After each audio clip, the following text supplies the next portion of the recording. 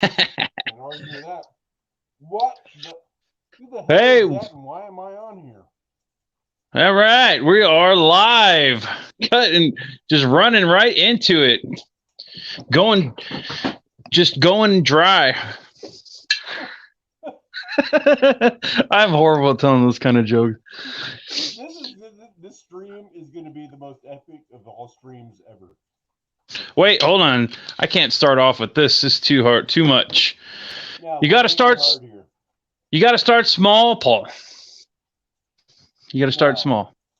you're not starting It small in any. Just because it's the cracking. bottle is small means absolutely nothing. Because the liquor that was drank before that bottle says everything. Ooh, I love me some cracking, man. I love Kraken. Ugh. I like the Cracking is, yeah, yeah. Especially when they come in cute little bottles. Oh man, nothing beats Nah, a dude. rum out of a cute bottle. I had a I had that bottle. Remember that time I had that bottle of Kraken, the big bottle? That thing did not last. And I was kind of shocked when that bottle was empty. I was like, dude, I thought for sure this bottle was going to last me a year. It didn't last me a week. No, everybody's always shocked. They always get the big bottle, the LVOV at the liquor store. You drunks know what I'm talking about. And they're always shocked at like how it's gone after 2 days. That's how the TBB goes. If you go TBB, the big bottle, it's gone in record amount of time. That's how that is. Well, it's Kraken, and now my newest one that surprised the hell out of me is the what's that other one that oh my god, Highland Park. Yeah. Dude, I can drink that like nothing. I don't know why. Some of those whiskeys I can't handle, but that's twice now. You have been handed Highland Park, and you got rid of that in a night. Yeah, that was I drank almost all of it in a night. There was another two. Like a third of that. Oh, I drank probably more than that. There was at least 2 or 3 shots left that I saved for, I think, the last stream that I was doing. Whoever stream that was, I was on. It might have been Dylan's, but I don't remember anymore. That means it was a good stream. No, because I had it in my cabinet and I was saving it. I didn't know how much I had left. And then I got on a stream and I was like, I've been saving this. I'm thinking that to myself. And so then I open it up and I just drink it real quick and I was like, oh, damn it. And then I had to switch to the tequila, which I don't even know why I have tequila here, but cheers. What kind of tequila is that? Is that Jose Cuervo? Gold. Gold. We have had interventions about that. There's no reason you should have that in your household. I know. I don't. I shouldn't have that in my house. But I do, so I'm drinking it. So now, oh my god. So all right, watching this right now, or if you're watching this in the replay after this is no longer live, understand this is going south fast. Yeah. You may not want to join it. You may not want to be watching this whole thing like and just move on. I'm sure there is some like some Barney. When I get to the point where I pass out, just text Amber to come wake me up or turn me on my side. So, just turn me on my side. I'll be fine. So, okay, I sent you the text, but this is my newest commission. It's kind of cool. I'm going to go ahead and tell the audience right here what this is all about. So,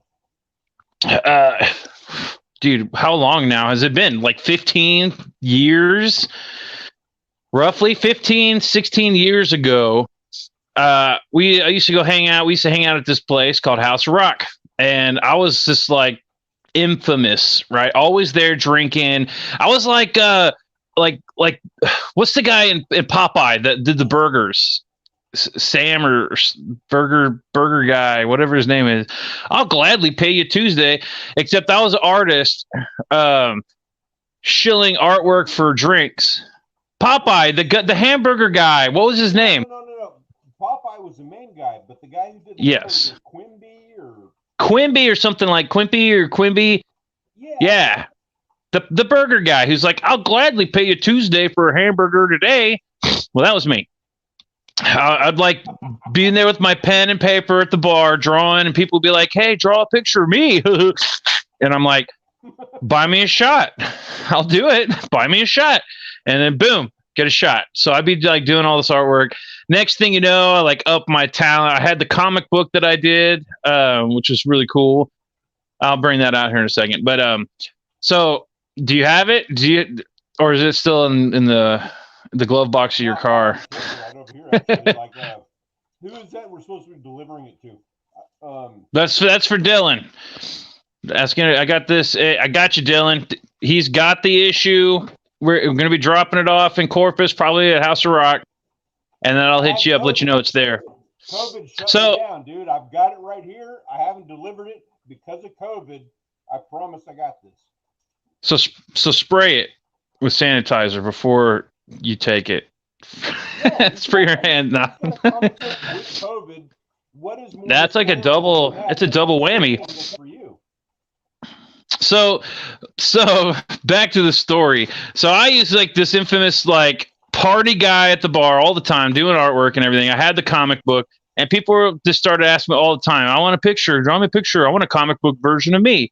Because one of the things about the comic book was that I put everybody in the bar, or I tried to. The idea was I was going to put everybody in the bar, all the bartenders, all the clientele, everybody in the comic book. And it worked. I sold out the entire, it wasn't a huge run or anything. It was like, 100? But I sold out because everybody in the bar wanted the copy of the comic that they were in. Anyways, and actually, what the funniest thing was that most of those people weren't even in the comic. They were going to be in the second comic. But this was the launching issue. Anyways, long story short, I was doing all this artwork for everybody, comic book drawings, and the owner of the bar, House of Rock, his name's Casey Lane. He's awesome. Well, he had me draw a picture of him, his wife, and his daughter, and and I did it all. And he hung them up on his wall along with the comic book and everything. What's really cool is that like now 15 years later, he's got a son, and his son is, I think maybe around 10 or 11 or something like that. He looks around 10 or 11. And he hits me up out of the blue. I haven't talked to him in forever. And he's like, hey man, you still doing artwork? I need a new picture for my collection. And I was like, yeah, dude, I'm going to have to I'm totally down. I'm like excited to do this drawing because it's cool. This is kind of where my love for wanting to make comic books kind of came from, was that comic book, that bar. And now that I'm kind of like going, all in on this, all in with my heart. Anyways, I'm going all in on this, and now he's hitting me back. It's cool. It's like a full circle kind of deal, and I like it. So I'm working on this picture, Casey. If you see this, I'm going to text you so you can watch the stream. But boom, I'm working on it right now. I'm doing the inking, and the inking is the funnest part. I used to ink with Sharpies. Like I used to do my inking with Sharpies. That was it. You know why? Because I saw a picture of Jim Lee, and I love Jim Lee. He was for the longest time one of my favorite artists. Obviously, he's like everybody's favorite artist. Like skateboarders and Mallrats. Like Moonlight Sonata is everybody's favorite. Every cliche person's favorite classical song. Or Salvador Dali is everybody's favorite artist. Or Michelangelo. Jim Lee is my cliche favorite comic book artist from back in the day. Now, once I have evolved, that list is so much better than it used to be. But Jim Lee's the first person that I thought to look up his name for his art, and that's, of course, for this. Everybody can agree. We all love this. This was amazing, and it took me like 10 years to even look up his name in this.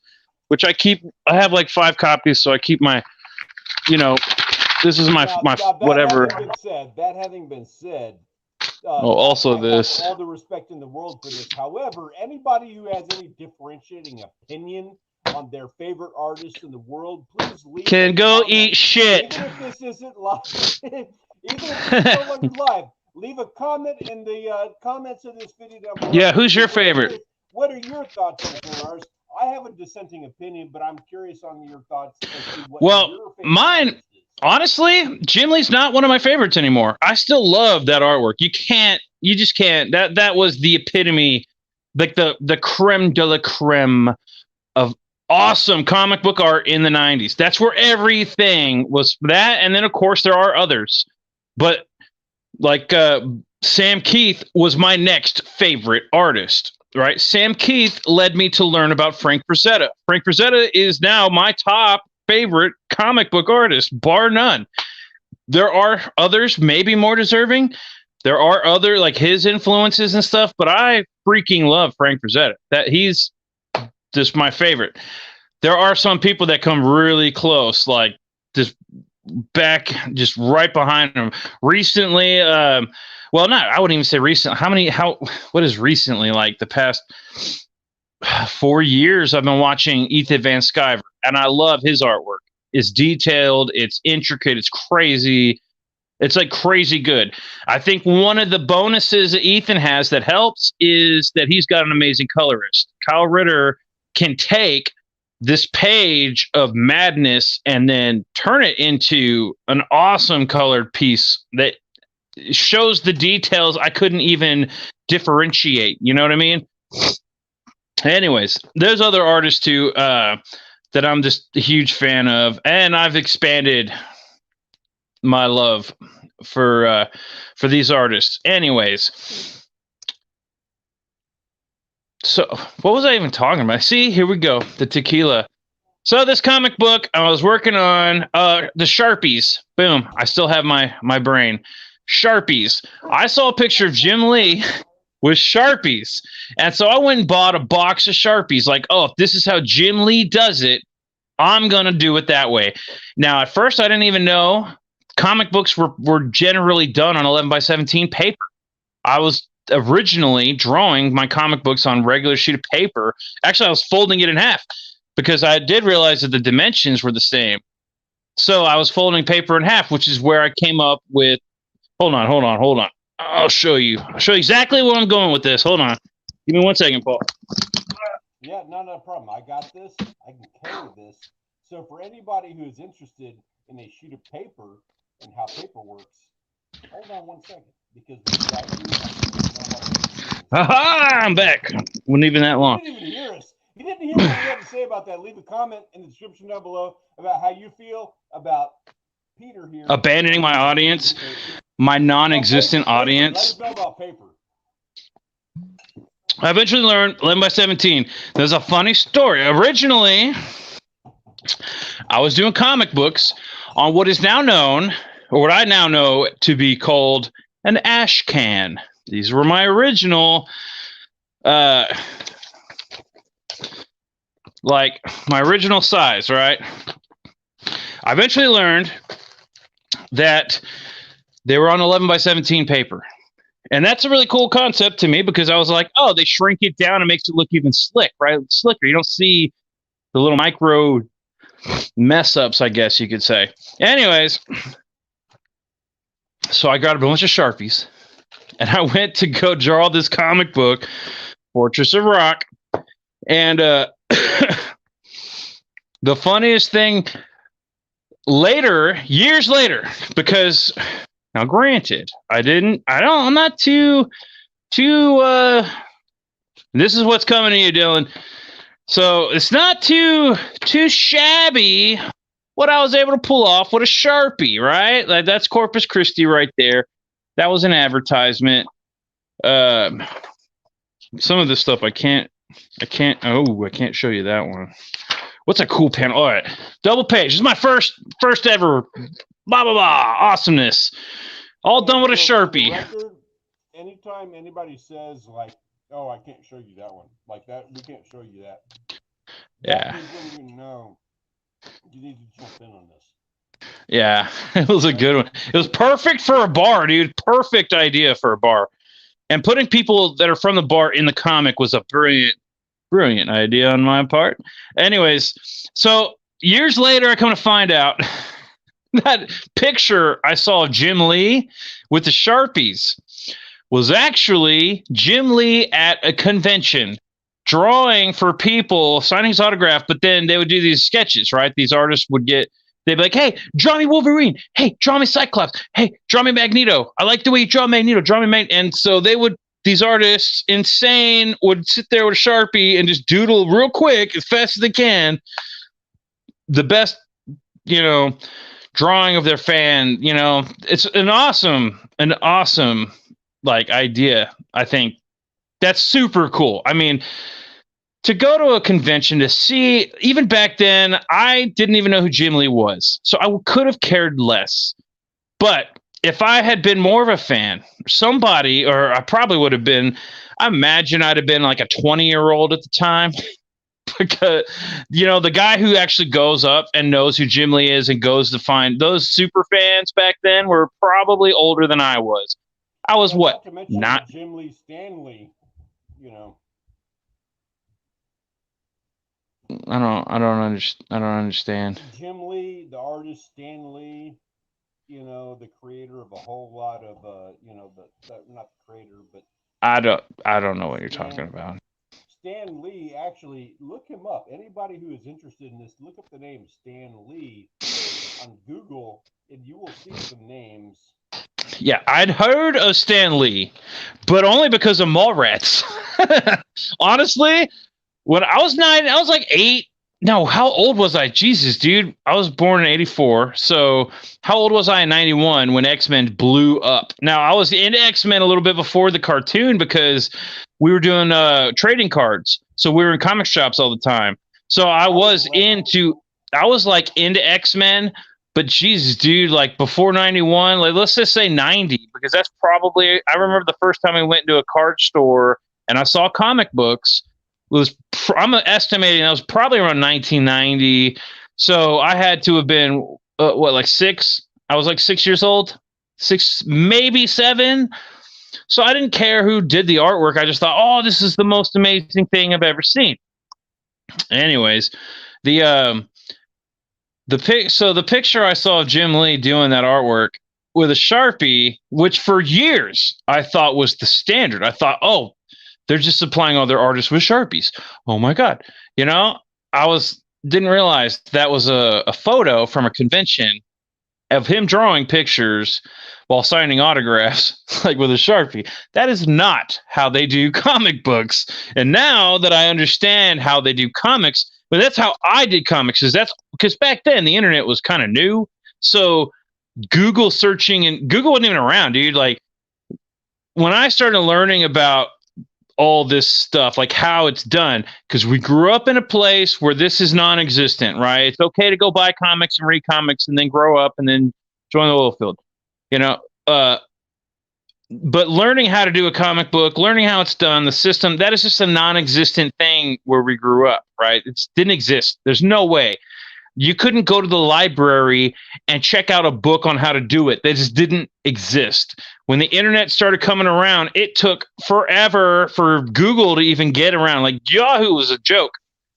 Anyways, and even when those search engines came out, there was no like etiquette on how to find the exact thing you were trying to learn, because it still didn't exist. That shit's recent. We had to take a class on it. I was in journalism classes, and I was in a degree program for a communications degree. At the time, this was like 2002, 2003, and we had to take classes on how a search engine worked. Like there was an actual college. Yeah, the etiquette on how to Google. Like how to Google. That's a freaking class, dude. That's ridiculous. Yeah. So the picture, by the way, that I'm referring to of Jim Lee was out of a Wizard magazine, which is the only in that I had with comics, right? Like it's the only database for me to gain knowledge from. Actually, Pretty sure that's how I first saw Cyberfrog, was a picture of Cyberfrog in Wizard magazine, if I'm not mistaken. But of course, again, I was like 7 or 8. I don't remember exactly where I first saw Cyberfrog, which I freaking love now. Anyways, that picture of Jim Lee was out of a Wizard magazine, which I later found on Google and learned, oh my God, all this time I've been trying to emulate only what I can see, all the knowledge I can gain from what I had access to, which was a Wizard magazine. Of course, I probably would have learned more if I had read the article, like, you know what I mean? Like, I was into the pictures, and if I had read the article, I might have learned a little more. And also in comic books back then, a lot of comic books had letters to the artist and shit, right? Like the Max, they all have it. I never read that because I was a kid. I didn't care about reading other people's fan mail to the artist. But honestly, there's a lot of insightful stuff in those, and I read them now. And I encourage everybody to go back and read the 30-year-old mail to those artists. It's very, very cool response. You know, like the artist responding to the fan mail. It's really cool, actually. All this stuff.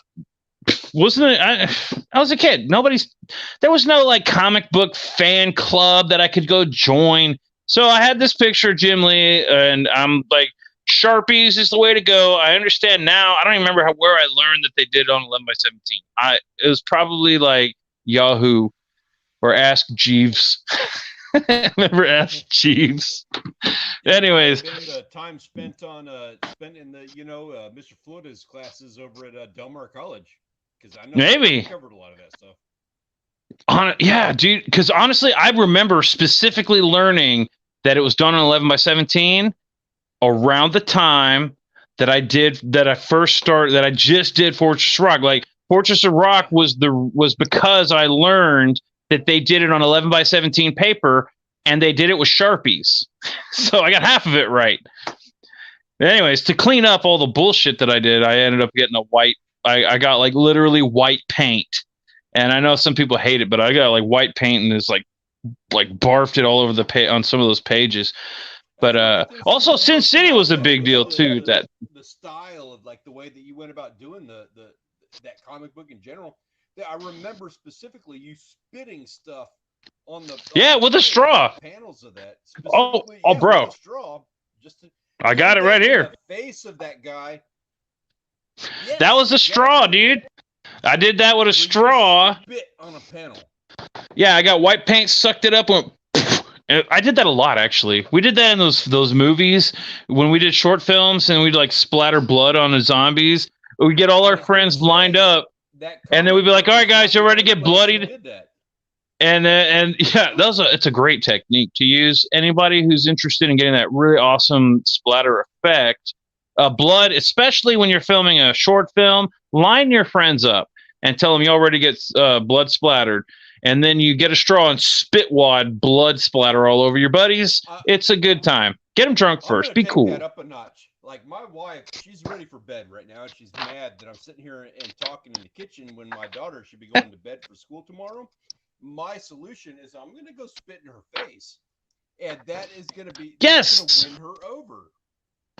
That's a good panel too. That was a double pager right there. Which recognize that guy? That guy right there. God damn it!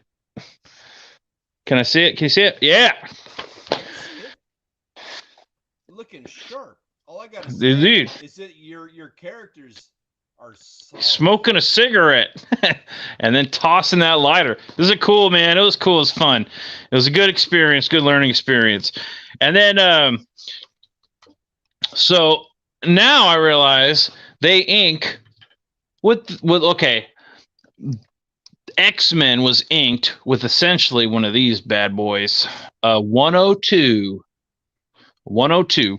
quill. And actually, here's a better one. This is the one that I took my little foam and made a little makeshift gripper. Yeah, the foam stuff on there, that little white ball of stuff, that did not come with it. He made that himself. No. That was done with that that cosplay foam. Yeah, Which is cool. That stuff is so cool, man. Get yourself a bucket of that, hang on to it just for whatever, because I swear that stuff is like useful for way more than cosplay. I don't know where they stole it from, because that's like some kind of like, I don't know where that could be some industrial secret that nobody knew about, you know what I mean?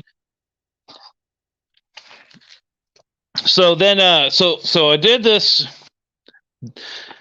the cool story of Fortress of the Rock. Should I do the Fortress Rock story right now while I'm drinking?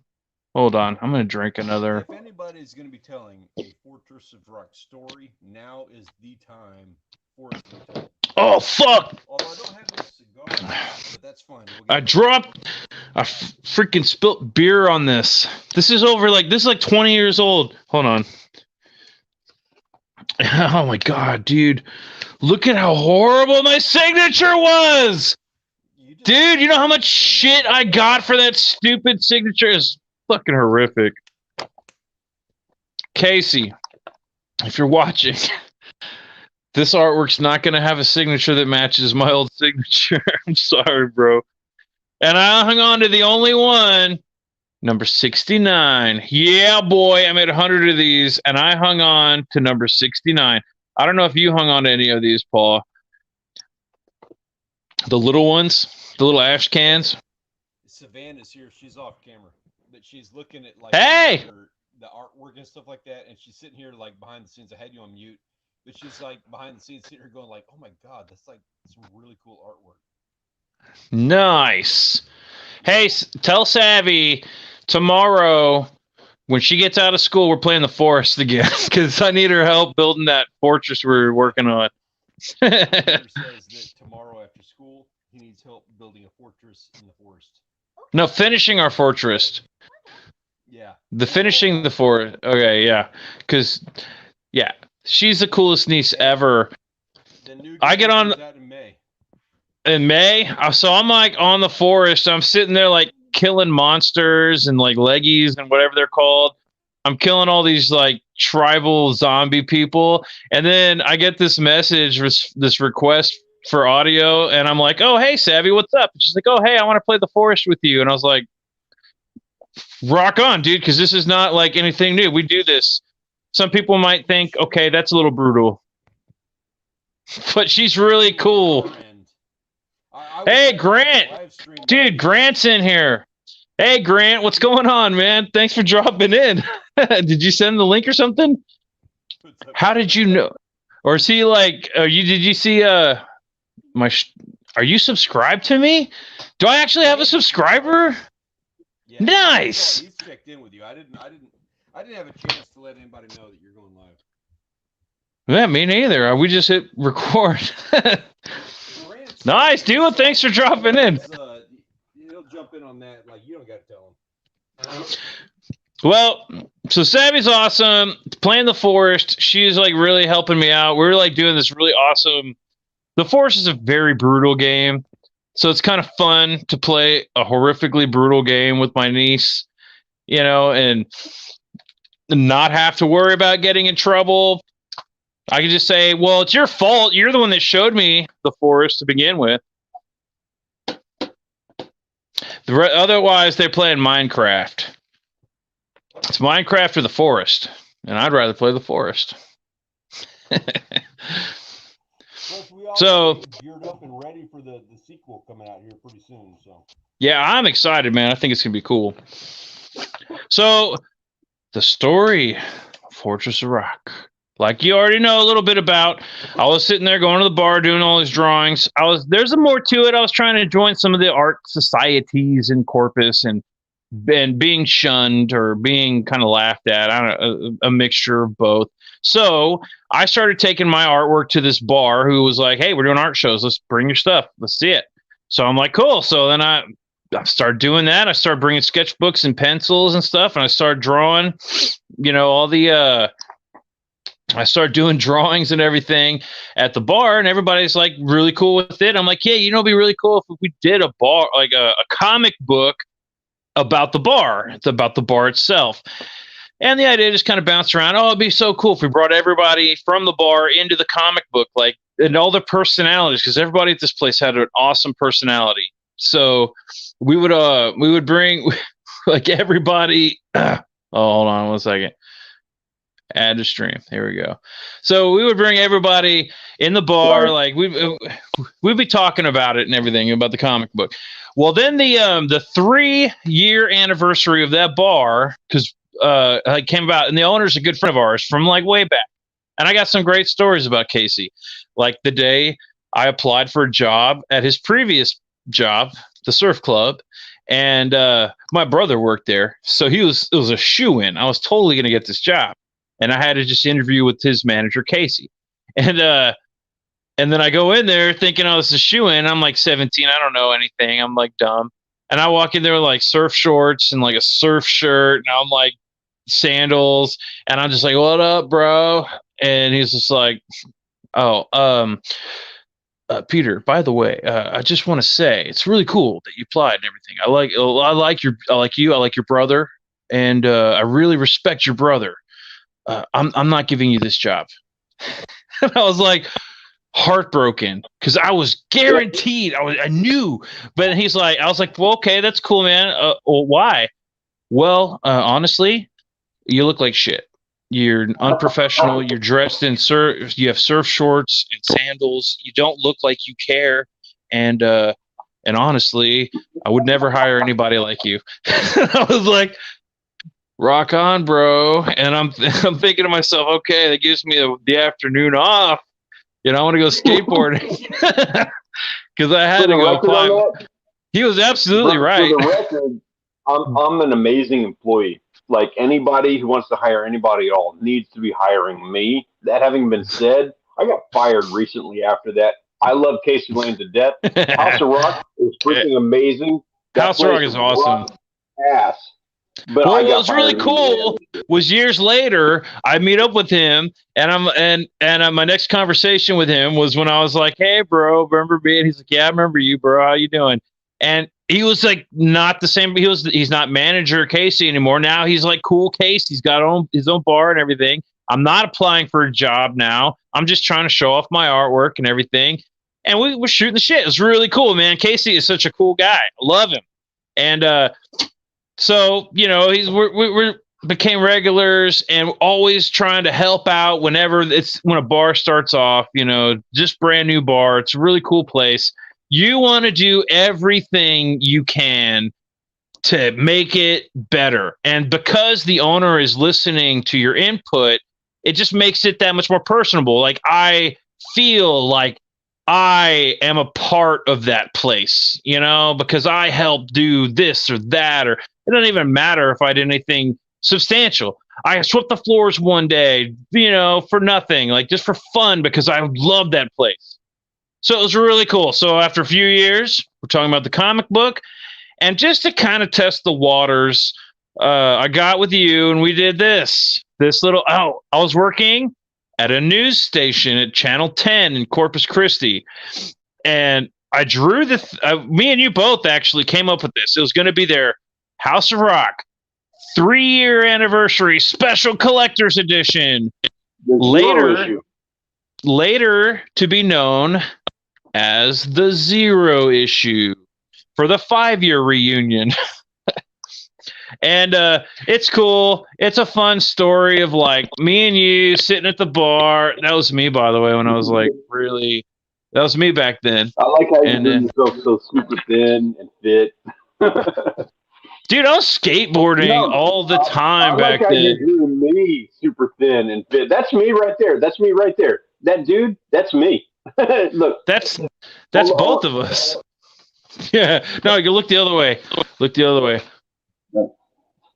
That's us, right? What are we doing right here in this? I can't even see. What are we doing? I'm like doing this. Sitting there, just got superimposed into the art background.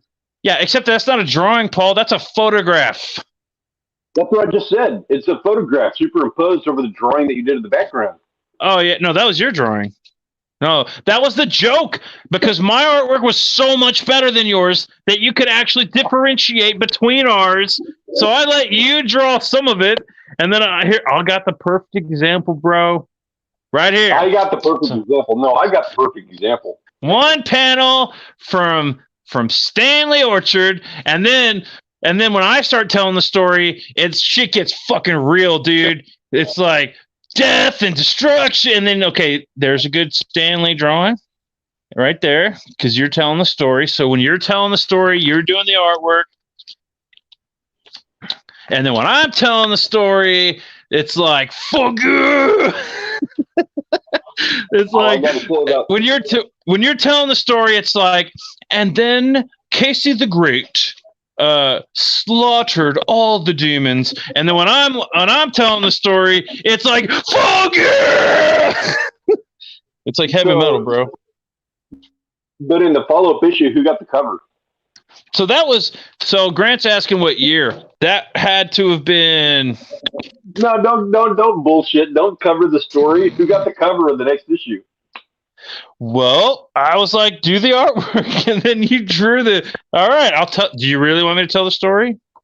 I was like, hey, bro, you want to do the cover for when I do the issue? And you're like, fuck yeah, I do. You want to be popular for the next 20 years? Sure. So then I said, all right, it's on 11 by 17, right? And you're like, yeah. So then you give me a little 8.5 by 11 painting sideways, like horizontal. No, it wasn't even horizontal. No, it was horizontal. You actually got the dimensions right for a wraparound.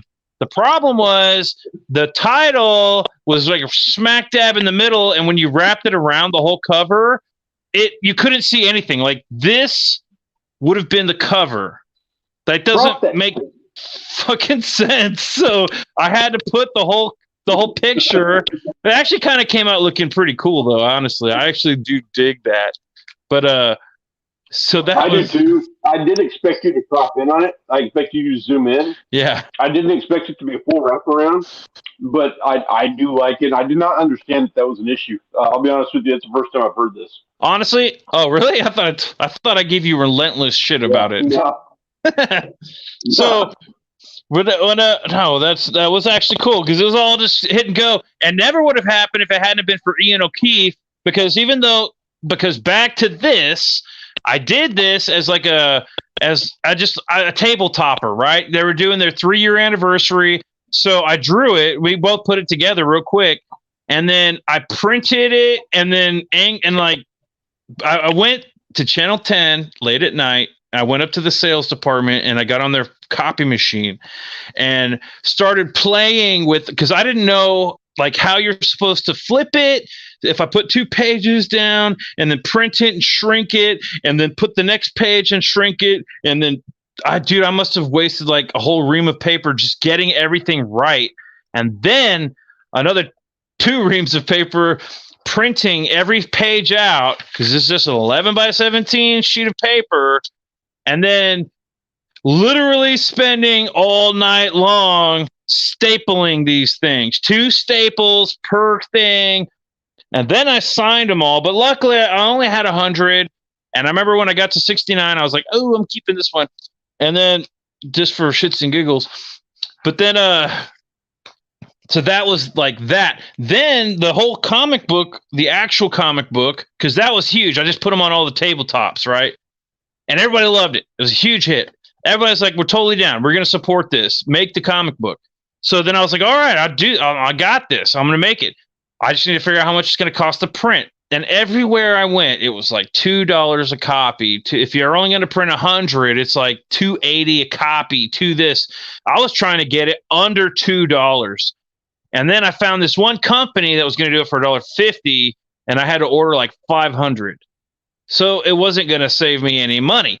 But then at the bar one day, just drinking, this guy who I'd seen around, never really talked to before, but this guy's like, hey, man, so you can do that comic? And I was like, yeah, I'm just trying to find, the right price right now, dude. It's like, I'm looking at $1.50 an issue, which that's a lot for a guy that doesn't make shit for money and has to sell artwork to get a free drink at the bar, like, and, in fact, my drink thing had to go to a whole new level because I was there so often.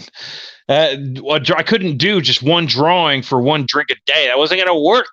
You can't have fun at Anyways, so he's like, well, I'll do it for 80 cents a copy. How many you want to make? And I was like, at least 100. Like, and he's like, yeah, I'll do it. Let me look it up. Let me work it out. I think I could do 80. I think he said like 85 cents an issue. And I was like, no way, bro.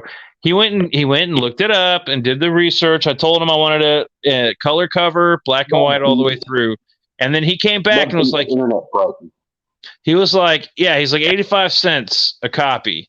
And I was like, all right. He ended up doing it for like 80 cents a copy. So I was just like, now in retrospect, he had to have like eaten some of that, because the first one that he did, the cover was too thick and it was a little bit rough. And I don't even know if I still have that. That would be really cool if I still have that one, because the spine cracked. It was like shredding because it was so thick. And I don't know how that works, but anyways, he got it down, he printed them, and I was so freaking excited that like I was like, bro, the next one I want to do a 0 issue using the 3-year anniversary. And so he's like, yeah, let's do it. It's a lot smaller, so it was going to be about the same price, but I was fine with me because he gave me such a good deal the first time around. So we did the 0 issue, which is just the ash can, but in a like actual comic book, which I did the cover for, and it came out amazing. There's some other cool Fortress of Rock stories. It's decent. But it's not watercolor, but it's decent. So now I gotta figure out what year was that, because I honestly don't know if Grant's even still watching. I don't have the year written down here. Oh wait, maybe I signed it. No, I didn't sign it with the year. Stupid me. That was the 3rd year anniversary. It had to have been between 2004 and 2007. No, 2006. 2006 to 2011. That's when I worked at House of Rock. Yeah, it had to have been rough, man. Because yeah, it had to have been somewhere around the 2006, because I started working at the Channel 10 at around 2005, and I worked there until 2008, I think. No, maybe I started there in 2004 to 2008, because I was there for years. So maybe 2004, 2008. Fortress of Rock was towards the end, because my first experience, half of the experience at Channel 10 was rough and real shitty. I ended up leaving and coming back as an engineer, which was rough, even rougher, but way more fun and way more satisfying, because the chief engineer, George Sanders, was amazing. That dude is so cool. He taught me so much cool shit. And but then he left. He got a good job offer, and then he left, and so I was left in the shop by myself with nothing to do. And I was constantly trying to come up with ideas for projects to work on, and the company wouldn't sign off on anything. So I was like, well, what am I doing? They'll just go sit out there and, think of something.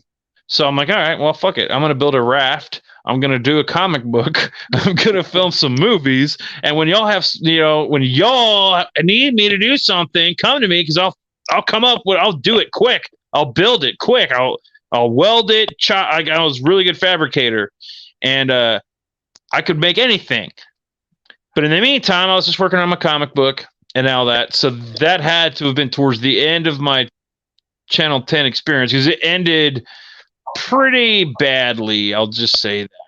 Channel 10 got bought out by a bigger company. Bigger company moved in, and they had no use for a guy that could do anything, because they outsourced everything. So they had no need for themselves. They also had their own. They had their own set design. They probably had somebody who designed those sets for them. By the way, everybody who watches Channel 10 right now, look at that newsroom real close. KGTV 10. Because I designed it. I designed half the shit on their show right now. I had drawn sketches. I handed it to the boss. The boss, all that stuff ended up coming to the new owners. Now, some of the things are different, but a lot of my designs are still there. They wouldn't even let me build the damn thing. They built it based off of some of my artwork. They probably won't admit it. And if I had my original artwork, I could prove it. So I guess I'm just talking out of my ass because I can't prove it because I gave it all to them. I was like 8, bro. I was 18. I should have known. I mean, there was nobody to tell me better back then, you know. I'm just gonna say that I visited you while you were working on some days. I came by just to say hi and have a lunch. Yeah, I was break just up the hill. I was just like right down the street from you. I may not have peed on pieces of their set. What? People got, hey, back then it was a renaissance, dude.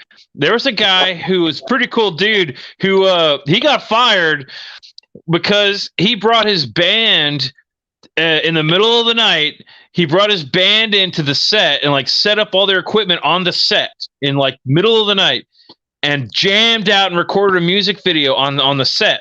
And then when the music video hit, word got out that they were using their set for his own purposes, and he got fired for it. That's hardcore, man. That dude is awesome. I didn't hear about that, and you don't have to say anything live, but I'd be like, I would really like to see that. I'd like to see that video. We should look it up. It might actually exist.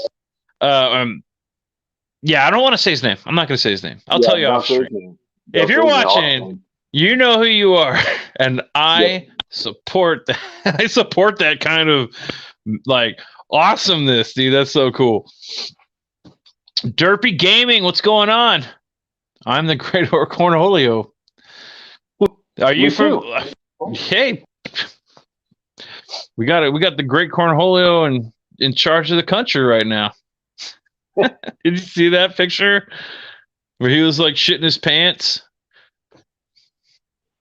Okay. I don't know.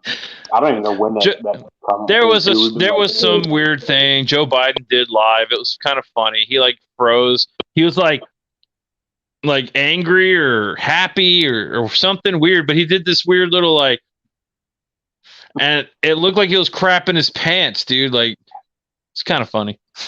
I feel bad. Not really. I don't know which time you're referring to. There have been several times where you could like look at a video clip of Joe Biden and be like, he's probably crapping his pants right now. Dude, that was so funny. When that happened, there were many Trump times with that too. I laughed so hard when I heard about him like destroying the Vatican. He was talking to the Pope, and he like apparently tore ass or shit everywhere or something because no one will talk about it. But the mere concept of the president of the United States destroying the Vatican and like hearing that, it took him like hours or days to clean up that mess. I'm just laughing so hard at the sheer concept of it and the plausibility of it, right? That I went into like everybody's live stream and was like, I crapped my pants. Oh my God. That was the funniest thing I'd ever heard. I crapped my pants. So like he went back to his wife and he's like, like, hey, so how did your day go? He's like, well, I had an interview with the Vatican. I did shit my pants. I crapped my pants. And they're like, well, did you get communion? And he's like remembering and like, the doo-doo-doo-doo-doo-doo. And it's like the Pope giving him the peace be with you or whatever, hands him the communion, and he's just like, I crapped my pants. So that's pretty much the Fortress of Rock, the tale of the Fortress of Rock. I don't remember exactly what year that was. We were because it had to have been 2007-ish. It might have been 2007, maybe later. Hey, real quick on this, dude. I just got to say, like, let's go, Brandon. One, like, you've been out on this whole thing. Thank you, dude. I really appreciate that. You're awesome. I cannot thank you enough. Dude. I appreciate you hanging out in here. Yeah, and let's go, Brandon. That's awesome. Yeah. Honk honk. Let's go, Brandon. Honk honk. I like how these memes are evolving into. You know what? That's worth a tequila. I'll drink to that. Yeah, cheers to Grant. Cheers to Grant. Yeah. Got to shoot tequila with a beer.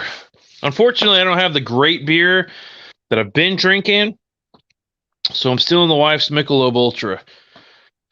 But she never drinks, so there's plenty of it. So FYI on that, you got 10 minutes here. Tie the thing together. What you got in 10 minutes? For what? What are you talking about? We're For the talking. remainder of your, let's go, Brandon. I've got 10 minutes. I've got to go to bed. That's where I'm at on that. You pressured me into getting drunk and doing a live stream, and then you're going to bail on me? How long have we been going? How long is this even going? Oh, I see where you're going with this. 10 minutes to your standardized hour of comics. Bro, yeah. I have so much I could talk about right now. Like all these cool comic books that I've been getting. That's not how this works. You don't get to suddenly come up with topics and ideas and concepts after. That was my original idea. That was my original idea. I just went with the Fortress of Rock because we're on the topic. You got it now. Now here's the key to that. Like we had a solid stream. We're not done yet. However, there is more to come in following streams. You can't dump it all out on the. You can't dump it all out on the. That's not dumping it all out, dude. This is me every day. So coming back around, the owner of the House of Rock, Casey, hits me up to do this drawing, which I'm working on right now, Casey, and I think you're gonna like it when I'm done. And it's gonna be awesome. It's cool. I want to see pictures of like the complete set. You know, that's gonna be really cool. And as far as like Dylan goes, when you get this issue, I would send you this one too, the Zero, but I don't have any extras. Like literally, this is the only copy that I have. Maybe one other copy, but that's it. And this is the only one that I think even still exists because I was the only one that ever hung on to these. I think most of them ended up in the trash. I do remember seeing quite a few of them in the trash on the way out the door. Probably. I've got mine somewhere, but I don't know where. I don't know where I buried that thing. I do have it, though. It did not go in the trash. I do remember Zero issue. Yeah. Do you have the actual issue, like the comic book, or do you have the ash can? Still in plastic. I've got all of that somewhere, like in plastic. If not vacuum sealed, I've got in a separate box somewhere. Like I took care of that stuff. I still got Dizzy Fizzy.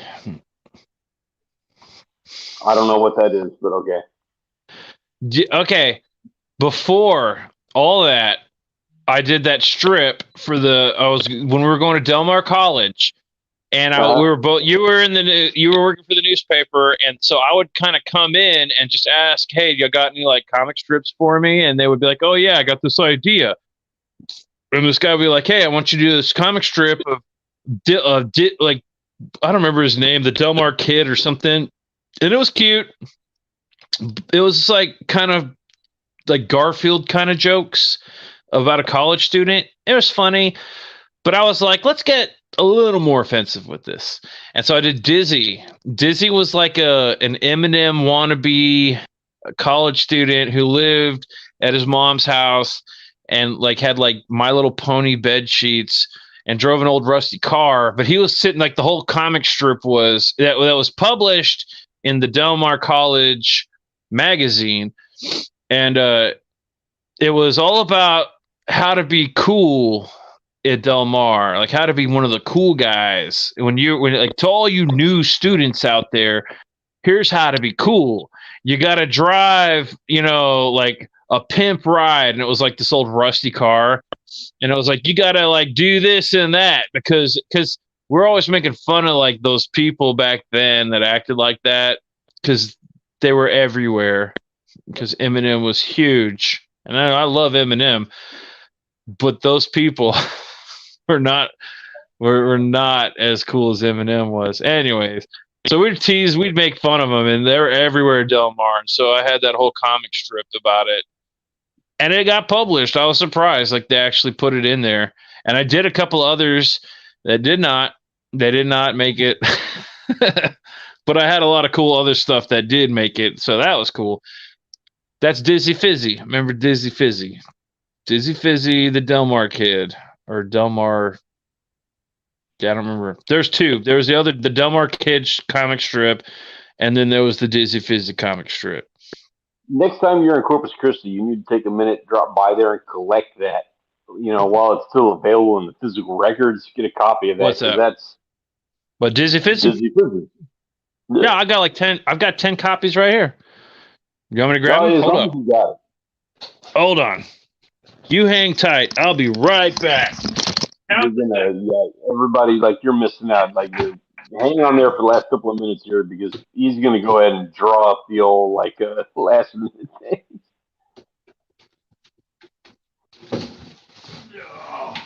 Oh no. That's not good. Oh, is this the one with Dizzy? No! Is this the one with Dizzy?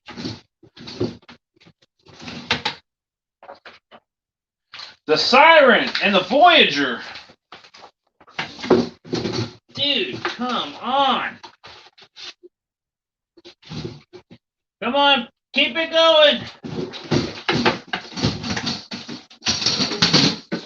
You know what? This is stupid. I can look through this. I can look through this just as easily with Oh, there we are. What did you do? Did you bail on me? I got booted. You got booted? Grant took off, and I went to respond to him, and in doing so, I accidentally backed out of the chat. Well, thanks for thanks for hanging out with us, Grant, man. Yeah. He's probably gone, but y'all old timers in your bedtimes. Speaking of which, we have exactly 2 minutes, 8 seconds.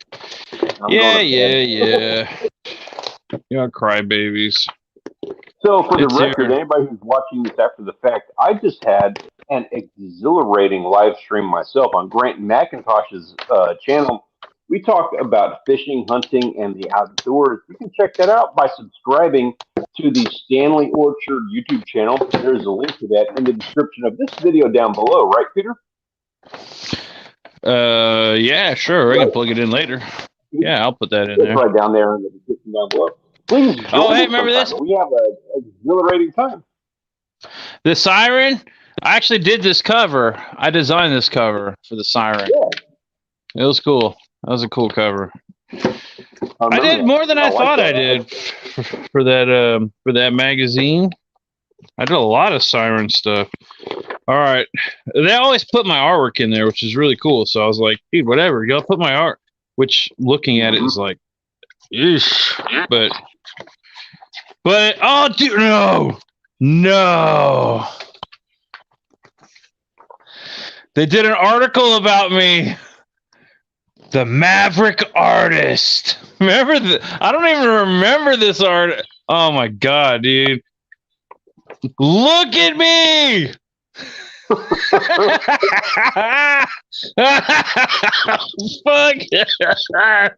That's so fucking funny. I'd forgotten you without a beard. Shut up. Go to bed. You got school in the morning. I don't care if I'm keeping you up. Anyway. Speaking of like going to school in the morning, I see that picture. Oh, Cassidy came in. Cassidy came in here. And I'm wearing the same hat. No, not really. That was my cool hat, dude. That was the cool hat that I had. That had all the cool buttons on it. But then I lost it at a Bad Religion concert. Somebody ripped it off my head because I had all these cool buttons on it. Well, I hope it served you well, you thief. I hope you were super freaking cool because you didn't get an article written about you. They have a thing about new highways to hell. Dude, I'm trying to find this. freaking Dizzy Fizzy thing. I know I have it. I know I have it in here. And I'm like, it's kind of funny finding all this other stuff along the way. I thought it was at the end of one of these magazines. Maybe it was at the beginning. You set me up for this, Paul. Stanley. I'm curious to see it. You convinced me to do this. So now you gotta suffer the consequences of waiting it out with me. I don't care if you got bedtime. I told you, how long can you go? And you said 6 to 8 hours. You told me that. Hey, look, cousin Jesse. Jesse was in this one. Remember that? Cousin Jesse, the Maverick guitarist. They were very clever with their names. You need to remind him of that one. I might. He pretty much looks the same. I look completely different than I used to look. And no, I'm not going to bring that back up. It makes me want to see you, like, I shave from time to time. It makes me want to see you, like, shave. Oh, I should. I should totally shave it all off. All right. Stop this issue. I shave mine off every the beginning of every new season for the fishing content that we do on my channel. Hey, by the way, anybody who's watching who's already not subscribed to his channel, because I'm pretty sure all my viewers are going to be subscribed to your channel. Go check out this channel that you're probably already subscribed to, Stanley Orchard. If you are into amazingly decent and not at all terrible family fishing, I have just a channel for you. Dude, it's actually a pretty cool channel, guys. You got to watch this. I'm in it from time to time, and every episode I'm in is a hoot. Yeah, I fully subscribe to that. Although, I got to say, we got to take it up a notch. God, I just saw that picture of me again. Dude, I have it. I know I have it. Where the hell did it go? Poor Dizzy Fizzy. It's nowhere to be found. Poor guy. Where the fuck did it go, dude? Is it on the? No, it's not on the back. Who would publish a cartoon strip on the very back page? That's all I gotta stupid. say is someday style Dizzy Fizzy. Hey, check this out. This is another one of those cool things that I hang on to. Remember that? Fred Orchard. Oh, yeah, I do, yeah. For those who don't know, this is my grandpa. My grandpa, who was famous, amazing artist. My inspiration for going into artwork. And this was a pamphlet for some artwork he did for Driscoll Children's Hospital, which anybody in Corpus, it's kind of a hit or miss. Honestly, I don't know if half of these paintings are even still in Driscoll anymore. I know they were taking some of them down, but once upon a time, we took Savvy to Driscoll just like 2 weeks ago. We took Savvy in there for the whole COVID thing that we had. They are not still hanging up. They are in the basement hidden. And I know the waiting room. The waiting room. I know they painted over the one that he did of Cole Park that was in a hallway downstairs. Yeah. I know that they took all of the paintings he did in the waiting room in the ER waiting room. They took all those out, mainly because the kids had like taken crayon and chalk and like drew all over them, which is cool. I'm sure Grandpa would have loved that. Like, that's cool. Yeah. But then the stuff on the ICU, the stuff, I'm sure it's gone, but he had something like on every floor. Like the whole hospital was painted up with his stuff.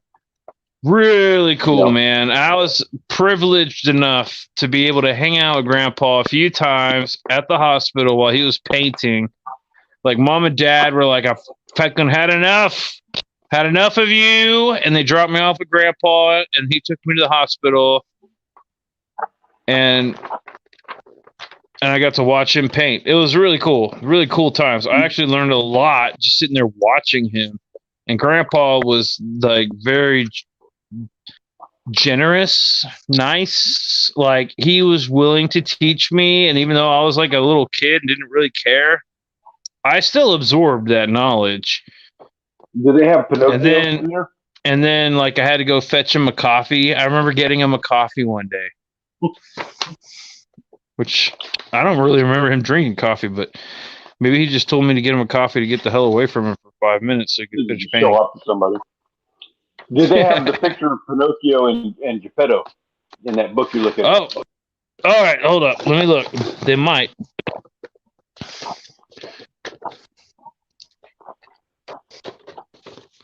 So, folks, you saw it here first. A young baby Stanley Orchard painted for an eternity. God dang it. I want a photocopy of that. Right there. That's me at 5 years old posing for that. So, yeah, yours truly over here, Stanley Orchard, posing for Geppetto. Oh, no, you were posing for Pinocchio. You're Pinocchio. I was not Geppetto. You were Pinocchio, which is right here. Hold on, right there. That's a little Stanley Orchard right there. And my grandpa was cool. He put all his grandkids, except for me, in all of his artwork. And honestly, I don't know what the hell's going on here. I cannot find Dizzy Fizzy, dude. Like, I don't know. I thought he was in this. One. But yeah, that was Stanley Orchard. Used to be displayed at the Driscoll Children's Hospital. That was really cool. They still got it. They have a storage thing down in the basement or something where they hold on to those. But also, from what I understand, some of them got sold off, and some of them, the owner of the hospital or whatever took some of them, or one or two of them. Some of them got sent to a museum in Austin. But no, that was from the Natural History Museum. Grandpa not only painted at in Corpus, not only did he paint over at Driscoll Children's Hospital, but he also did a lot of work over at the Natural History Museum, which was kind of cool growing up, going to the Natural History Museum as a kid and seeing like a bunch of my grandpa's artwork. You know, it was kind of like, yeah, you know what I mean? This is my place. This is my we own this. And it was kind of cool, you know, like undeserved celebrity. You know what I mean? I remember in my 20s going over there and trying to ask about it. And they sent me, they even still in my 20s were like, oh, your grandfather's Fred Orchard. Oh, man, like, come back here. We got so many cool things. Like, here's where his artwork is now and blah, blah, blah. And I got to take a friend of mine over there. It was pretty cool, man. I was like very, very excited. I think most of that stuff is now sold off or given to some museum in Austin. Like his most famous piece was the Longhorns, which is now in Austin at some art museum. What are you doing? What are you doing over there? Are you making your phone's dying? My headphones, my little earpiece things are dying. Dude, these are the only issues that there was another one.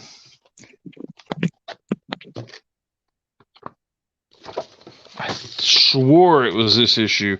Where else would I have put? I know I have a Dizzy Fizzy, and if I don't find it today, I'll do a live stream all about Dizzy Fizzy, and I'll call it the Dizzy Fizzy live stream. I do think because this is ridiculous, dude.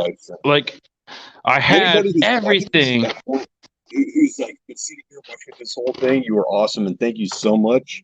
And if that is the case, please leave a comment in the little comment section of this video down below. Let us know that you are interested in seeing a Dizzy Fizzy video or live stream. Do you want to see Dizzy Fizzy in reality? Like, I've been doing stuff. It's kind of funny. I always imagine, because I don't have 30 freaking years in comic books experience, because I've been, life happens and all that. And I grew up in a place that doesn't necessarily promote that kind of shit. So I've got my stupid lame ass excuses. But on another side, I do have shit that I've done. I haven't just been sitting on my ass all these years. I do have shit that I've done. And it's kind of cool, because you always hear about like the histories of people and what they did before they did what they did, the big thing that they do. And this is mine. This is my thing. I used to do illustrations for magazines for the college newspaper, and I won lots of awards and never really cared about it, like never really thought about it. But now it's kind of cool, because I'm about to start shilling a comic book here soon, hopefully. Not hopefully, soon. And this is the history. Yeah, I give up. Fuck it. It's somewhere. I give up. Fuck that. I have it. I don't know where it's at. I'll have to dig it up. Dizzy Fizzy is coming at you soon. And I can't believe you want me to cancel this stream after going over 10 minutes, because you have to go to bed, even though you told me you could go for 6 hours. You got me fucking to drink booze, and I had prepared. I never had anything to say about booze. I've been drinking water in a scotch glass for the last 3 hours. Well, then you're false. You're false. You're fake. You're one of those YouTubers. I keep it real while keeping it safe. You know what? You gotta go. You gotta go. If you're tired and you gotta go to bed, go to bed. Go to bed. I'm gonna stay here. I'm gonna talk about this. That's pretty. I don't give a shit. I don't give a shit. Oh, dude, this is one that I missed. Hold on, this might be it. Why is this over here, not over here in my hands? Is this it? Is this it? This is one that I haven't been looking through over and over and over again. No, that can't be it. That's not it. Oh, this is a damn shame. That's not it. And that's not it. You know what? I was gonna redraw the damn thing and fucking show you. My. Well, I do have to go. I'm afraid we have an early morning. We have some things we need to take care of. I have a week. I have some things that I've got to take care of. However, while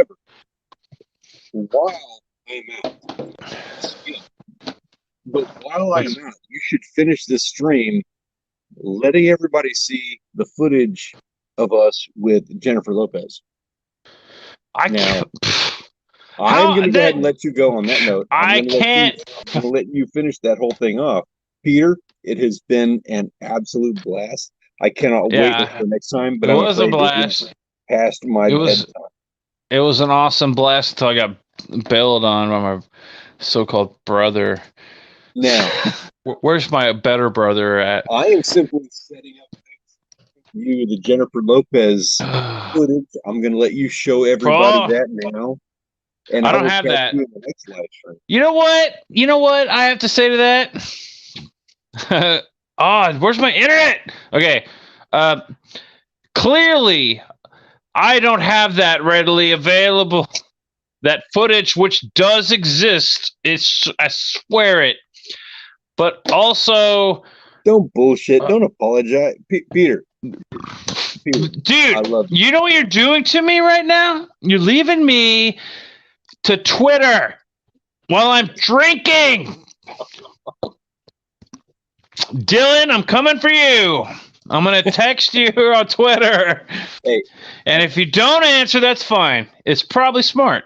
Don't answer. I actually recommend not answering me on this because I'm drinking. And now About to be. Oh, I'm on Twitter. Here we go. The party starts. I look at all these tweets.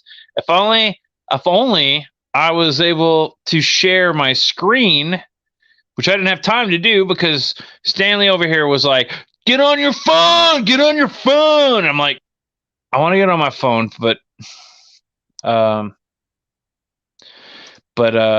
can't share my screen. I can't. But Stanley, I can't do these things if I did it that way. They just do it. We got 6 hours, bro. And now it's an hour and 14 minutes in, and you're bailing on me. If only there was a way to do it where it was like not on your phone, and you could show everybody the commercial that you did with Jennifer Lopez. I can't. That's all I got to say. I don't even know what to say about that. It's just, hey, if anybody is catching this, like after the fact, if you have watched along this long or you skipped ahead or whatever the case, I don't care. It doesn't matter. But if you are catching this right now, please leave a comment in the comments down below, because I promise you I will personally answer that. Ronald Baker, what's going on, buddy? Ignore him. Ronald Baker, thanks for showing up, my friend. Vom.red. I don't know what that means, but I love it because it's giving me the perfect opportunity to interrupt Stanley here while he's trying to bail on me. Dylan, I'm live right now. My brother bailed on me. I'm a little drunk. Enter. Enter. Please join me. I gotta sound not drunk, right? Join me on a stream. LOL. Gotta throw that LOL just in case. Oh shit, I didn't send him the link. Ah, fuck, how do I get a link? Guests. Hold on. Invite a guest. Don't even. Dude, I'm on my phone. You don't have to copy this link. Letter by letter. You're going to wait with me here. HTT. Anybody who's watching, PS : / StreamYard. That's easy. Hold on. I can help you type this. Let me hit this button right here. I'm going to help you type it. /K3I lowercase I 6A. I'm dedicated. Right, I am focusing. 5. No, I'm too drunk to waste this.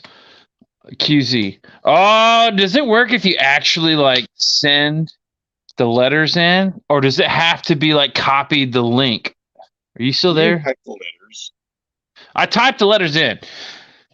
5 keys, but I'm not. But it didn't link it. It didn't do a link.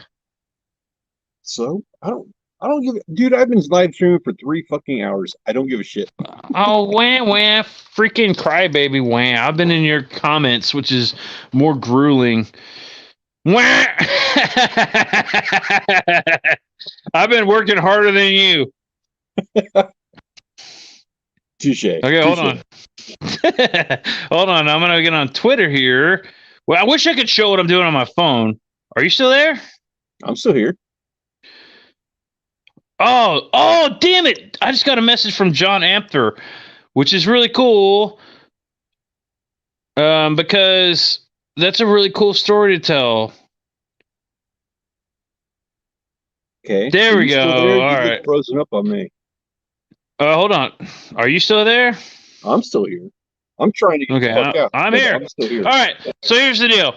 So I don't know if you remember the name John Amther.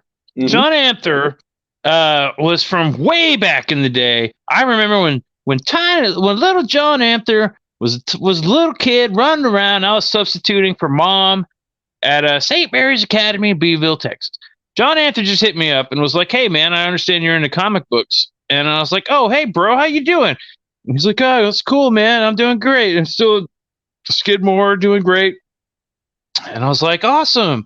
And that's cool, dude. What's up? And he's like, "Well, I was just wondering if and this is funny. He's like, "I was just wondering what you would recommend, because I know you're into comic books and stuff. What would you recommend for somebody to sell their comic book collection? And I was like, oh man, that's cool. I appreciate that you came to me. You know what I mean? That's cool. That's personal. I was like, how big is this? He's like, it's a big collection. I was like, well, how big are we talking about here? I've got like 800. I've got roughly 850 comic books, and to me, that's a fairly small. That's a fairly small collection. 850 small collection. I got 3 boxes of comic books, and he's just like, oh, nice. Well, we're talking maybe 4,000 or 5,000 comics. My parents owned the comic shop in Beeville back in the day, and I was just trying to figure out how to sell it. And I was like, oh, like I felt like, slapped in the face, like I was an asshole because I'm sitting here bragging about my fucking 850 comics as if it's a small collection, like I'm all badass. But no, he slaps him with, he's probably, and their shop closed in the 90s. So his comic book collection is probably like pure gold, right? Like speculators market, maybe, but mostly gold. And I was like, holy shit, dude. Like, you're probably sitting on some like serious shit. I would recommend not trying to sell it all in one big bulk thing. You're not going to get as much money. I would recommend selling it by the series. And I was like, I'll help you out. I'll try to help you sell that shit. But man, that's pretty cool. I had no idea John Amther's parents were the ones that owned that comic book shop. The one that closed when we first moved to Beeville. Remember when we first moved to Beeville and there was that AAA Comics or collectibles or whatever, and we went there, and they shut down shortly after. And then years later, come to know John through the school and everything, and now that collection, dude. That's pre everything, pre all drama, right? That's solid 90s. That's like, I mean, we're talking that store shut down in like 95, 98. So that's pre all drama. That's the height of the speculators market. So maybe there's a lot of speculators issues in there. But even still, even if half that collection is speculators like overprinting and everything for one shop, that's in my opinion, counting half that collection as 90s speculator stuff overprinting, even half, that means the other half is pure gold. Because it's not like the stores overbought that shit. Just because the company's overprinted doesn't mean the store's overbought. So I'm like generously saying half might be speculators nonsense, but that still means that half of that collection and he said he sent 30 or 40 off to get graded, and he's still got more to go. He's got some autographs from like Stan Lee, and I'm like, 30 or 40 to get graded is, I don't even own a graded comic book anymore, right? Like, I don't even own a graded comic book. The last one I owned that's a long story. But I don't own a graded comic book, and to get something graded is like $20 minimum. So to send 30 or 40 off, he's investing a shitload of money to get that shit graded. That's insane. That's amazing. It's impressive. And I'm like, wow, this is not just some rando hitting me up going, hey, I got a couple comic books to sell. He is coming to me with this truly daunting and insane task. He needs to sell that collection. Now, this is more than just selling comic books. That's his inheritance. That's his parents, leaving him the family fortune in comics. And it's now up to him to figure out how to make the money. I mean, he came to the only person he knew that knew anything about comic books.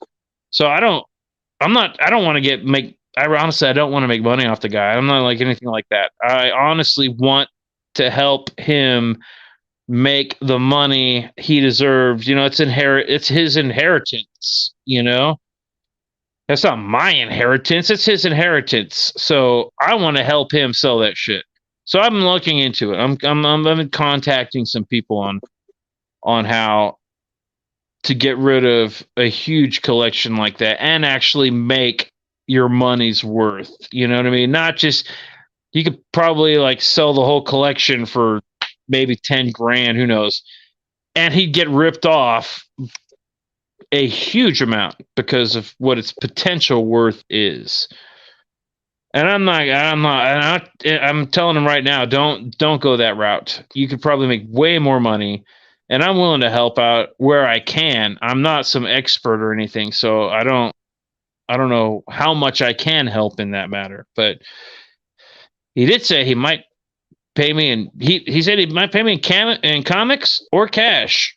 And honestly, I don't really want cash. Like, I don't want money from his inheritance. But if he's got a few comic books that I need to fill some holes in my collection, I might be willing to do something like that. That'd be cool. And that's totally worth it, because the shit that I need is like $3 to $5 an issue, and I've got like big gaps. So whatever. I'm like down, and I'm trying, and so that's what I'm looking into right now. John Anther. That's really cool, man. Like, I want to know what he has. I'm super excited to find out what he's got. And I don't even care about like the really expensive ones. I'm not going to be there and be like, well, I want Fantastic for my work and helping you. I want Fantastic Four number whatever. Now, I want the worthless comic books that I need, like the Max. You know what I mean? Like, bro, I'll help you out. I've got like 10 issues of the Max that I still need. If you got those, you're sold, buddy. They're worthless. They're not worth shit right now. I don't care what they're worth. I'm not the guy who cares about what they're worth. I'm the guy who's got like a couple of comics that I actually really do like, and I really want to finish my collection, and they're hard to find. That doesn't mean they're worth anything. It just means that they're hard to find around here. But they're technically worth. I could probably buy them on eBay, honestly. If I looked it up, I could probably find them on eBay. But that's what I'm talking about. I'm gonna help John sell his comic book collection, and maybe he's got some Max issues. Honestly, I can't even think of anything else. X Factor. I got a few X Factor holes. I'll pay him for the X Factors. I've got some holes. I'll buy those off of him. Anybody here who well, I don't know if Ronald Baker is still watching. Anybody who's got comic book questions, I'm about to find out what John Anther has. That'll be really cool. For the record, that John Baker thing or whatever, that's a spam bot that we had earlier in our live stream. Ronald Baker? Yeah, whoever that is, let me look at Ron.Baker or something, Vom.Red. Here, I got it. Yeah. If I can. Do you not have me as a... I might not be a mod. Oh, you're not a mod? Because I don't know how to do that. Why did you just leave me? You just abandoned me again. See, this is the kind of family I have to deal with. I'm here doing my thing, trying to branch out, trying to do something, get out of my shell, as it were. The people who support me stick it out for an hour and 28 minutes and then bail on me abruptly. And it's just heartbreaking. It's heartbreaking. Now I've gone through Fortress of Rock, and I'm sorry I haven't been able to find. Oh, hold on. Who I got here? Stanley Orchard joining the stream. Yeah, Here we go. People who are like trying to behind the scenes. Hey, but for real though, I do have to get out of here. I've got to go to bed. It's late night. That's cool. I might jump back on later. I'm gonna end this stream because I gotta go to the bathroom, and I don't have anybody to hang on to the stream for me. But if somebody hits me up, want to jump back on. Oh wait. Oh, Dylan might. Okay, I might be jumping back on. Everybody, see you later, Paul, Stanley. Dylan might be coming on here. I might be jumping back on, but for right now, I'm going to close this stream, take care of some business, and then reload on all my alcohol. And hold on, we got a guest. Here we go. Add stream, get invite guest, yada yada. So Dylan says he might be joining me here in a bit. So I'm going to close this stream out and then maybe jump on here again in a minute. All right, sounds good. For everybody who has watched this, thank you for watching. Sorry it was boring and annoying. And be sure to tune in next time, which will be in about 10 minutes. Yeah, there you go. All right, man. Thanks for hanging out on this one. Yeah, I enjoyed it, man. It was fun. We'll do it again. Later. See y'all later, guys.